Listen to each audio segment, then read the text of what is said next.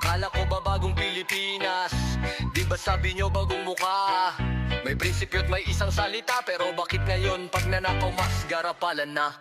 Akala ko'y dala nyo ay liwanag, pero kami pala'y pilit binubulag. Mga matay tinatakpan ng dilim, habang kaban ng bayan ay sinisip-sip. Ang dugo pawis ng Pilipino ginawang puhunan sa negosyo. Kayo'y puro kasinungalingan, sa kanilang salita't posisyon lahat sunod-sunuran, bulag pipigbingi sa hinaing ng bayan. Sa bagong Pilipinas, busog ang mga buhaya, yaman ng bayan ninanakaw ng paulit-ulit sa Senado at Kongreso. Pondo'y nilalaro, tayo'y naghihikahos, sila'y nagpipiesta.